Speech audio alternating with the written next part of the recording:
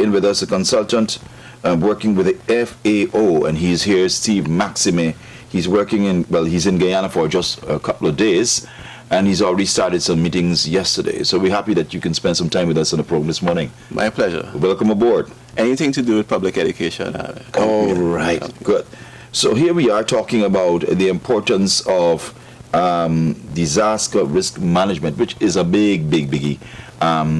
You've already started the process yesterday. Tell us of how the meetings have gone. Great. I'm here a few weeks late for the 50th celebrations. I kind of regretted missing that, and as a Trini, any love to party, love to party, to celebrate, I'm 100% in. No, but the whole aspect of disaster risk management, especially in the agricultural sector, would be significant. I mean, most Guyanese remember 2005. Oh, we wouldn't forget that. And when you talk about preparedness, this Guyana is so far ahead of the rest of the Caribbean, But even so, I'm still here to work alongside my colleagues in the agricultural sector to get to the next phase of what is referred to as the Agricultural Disaster Risk Management Plan, which is a really advanced, very, very great piece of work that was completed in 2013.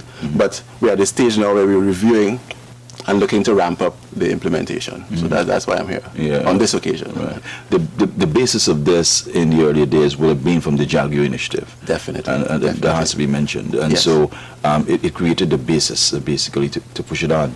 It has gone quite well for this duration. Now, you say that Guyana is ahead, and I want you to spend some time on this, as you relate to how we have gotten ready and prepared ourselves to deal with disasters. Can you touch on that a little? Not only did the JAGDO initiative carry the president's name, but in terms of looking at the binding constraints, we recognize that hazard mitigation would have been one of them.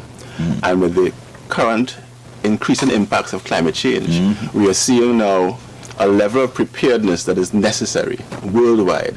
Climate change is no longer a speculative point. People don't question you again, as we would have been questioned, when I first got involved around 1998. There was still speculation that was whether it was climate variability or but we are serious now. We know that things are happening. The weather patterns have changed, and climate has definitely changed, and we have to adapt or mitigate. So why I'm here is to assist, as I said, my colleagues in the agricultural sector to get it right. The initial plan concentrated on a couple of areas: strengthening the capacity and framework within the sector and nationally to improve decision making and coordinating, and even more importantly, to find mechanisms to fund it, because this level of preparedness is going to just happen. It's going to take a pretty penny. It's going to take a pretty penny. But when you look at the returns on investment, in terms of what you avoid by doing the correct thing in the first place, then clearly it's worthwhile. Which deals with the why. Let's talk about the nexus between disaster risk management, risk reduction, and also food security. But you made an interesting pitch to me just now. It's not food security, but nutrition. I am more concerned about nutrition security as opposed to food security. Because, when we looked at the issues are so interlocked, so that you look at the expenditure on food. If the food isn't nutritious, if it contributes to your non-communicable diseases, then it puts a strain on your health budget as well. And we are now pushing this One Health concept, where we're looking at health in terms of animal health, human health, and environmental health. So you look at the zoonoses, the type of diseases that move from animals to people, your SARS, your H1N1, etc., etc., etc. So it's all interlocked. It's one big basket. So that's why I'm so keen to have the public be part of what's going on in the agricultural sector, because very often we don't see the connection between agriculture and food. You'd be surprised in some Caribbean countries. If I want to find out what's happening in the food sector, I listen to the Minister of Trade, because most of the food is going to be imported anyhow. So it's really pleasing to be in Guyana, where agriculture is taken, a lot more seriously than it is in some other parts of the Caribbean, and to be able to do this little bit of work, in terms of getting Guyana even more prepared for any hazard. Not a disaster, a hazard. Because natural hazards don't have to be natural disasters. Correct. There's no such thing as a natural disaster, really. If you ill-prepared for the hazard when it comes, then it may turn into disaster. Exactly. Very disastrous. Exactly. That could be. And what the ministry and the government has done here through the CDC and through this plan within the agricultural sector is to bring the country to a level of preparedness. Correct. Right. Where, in all 10 regions. Yeah. And while I know you really can speak on behalf of the FAO, you're working along with them.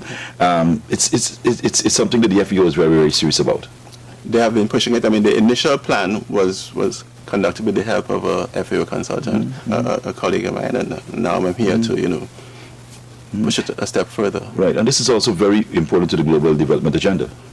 Your sustainable development goals. One of the reasons why I'm here is that when the plan was framed, it was framed on a worldwide framework, referred to as the Hugo framework.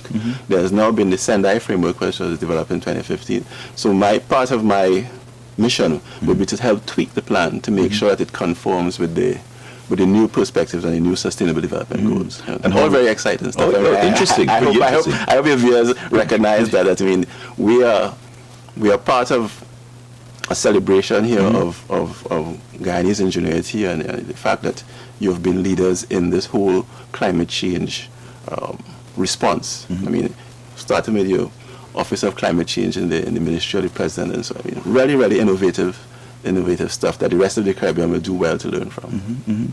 And at the end of this, it makes the populace and communities even more knowledgeable. That's the intention. That is the intention, and as I said, it fits in really nicely with worldwide signed on to protocols that suggest that community-based responses are the best. So even in speaking to Colonel Ramsrup at the CDC, they recognize that if you don't train the communities to be able to be the first responders, so to speak, because you can't have a CDC official in every region, in every village. It's absolutely impossible. It's absolutely impossible. So with the information and the education that is being given coming out of this process, which is being spearheaded by the FAO, would make communities and residents more knowledgeable, so we can deal with the issues long before the officials come. Long before the officials come in. And this is not to reflect badly on the officials, but it just can't be everywhere at every time. So part of what we are going to be doing in the follow-up phases will be actual training of trainers and ensuring that at the community level you have so-called first responders who are able to now feed into the overarching framework.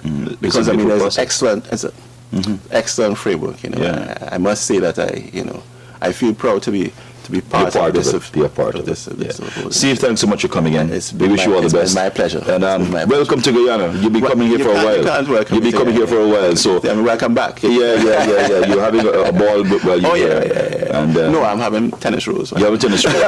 You miss the ball. You miss the 50th ball.